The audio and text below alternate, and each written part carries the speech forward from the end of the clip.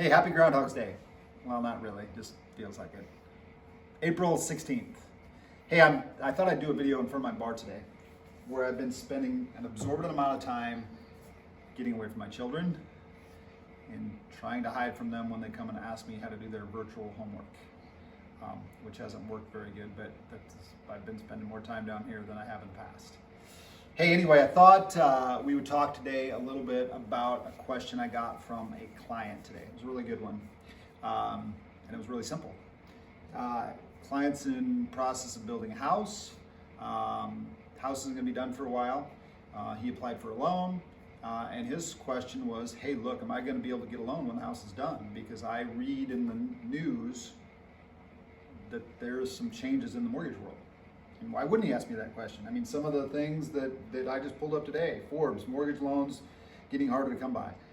CNBC, Chase to raise mortgage borrowing standards. Reuters, Wells Fargo reduces mortgage products amid COVID-19. Bankrate, mortgage borrowers face stricter qualifications. So that's in the last 10 days of stuff that you've seen. Now, why is it that you see these articles or what's going on? Well, to oversimplify it, I mean, in my opinion, if 22 million people in the last 3 weeks have filed for unemployment. So in essence, lenders are reevaluating their risk tolerance right now. If you were to go back 6 months ago and look at the default risk in a low mortgage loan, it's probably dramatically lower than what it is today with the uncertainty that we have in the job market. So that's why you see these changes. That's what lenders are doing, as they should. I mean, they're just being diligent in what they should do and making sure that, you know, they're taking care of their shareholders and their current customers. Now, what you don't see here is, again, when you do a mortgage loan, whether your loan's getting sold to Chase or Wells Fargo or anybody, those loans get sold in the secondary market to an investor, Freddie Mac, Fannie Mae, Ginnie Mae, an aggregator that turns them into a mortgage-backed security and then sells them again. So the aggregators at this point have not changed dramatically any of their qualifying criteria. Now, that doesn't mean that I don't think that will happen eventually. I think you'll have some tweaks in debt-to-income ratios, loan-to-value ratios, minimum credit score. You've kind of already seen that in the government world, so that's changed a little bit already, you know.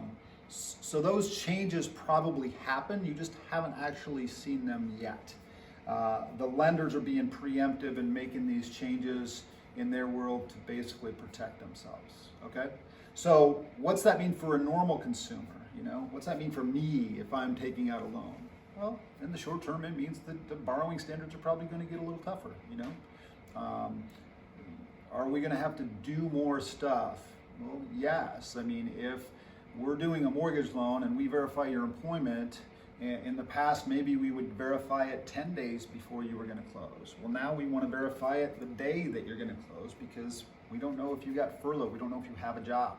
So I think you're going to see these little subtle tweaks over the course of probably the next 6 to 8 months, maybe 12 months. Will there be more? I think you don't know the answer to that question yet until you get further down the road and see what the fallout of the virus is. But I think you should understand the why behind these changes. It doesn't mean that you can't get a loan today. I think a lot of people think that, oh, if I don't have perfect credit and I don't put down 20%, I'm not going to be able to get a loan. You know, that's not the case. But the borrowing criteria, the borrowing standards is going to get a little stricter in the near future. So hopefully that sheds some light on the why behind what's happening in the market. We'd love to hear from you. So if you have questions or want to reach out, we'd love to talk. We'd love to hear from you.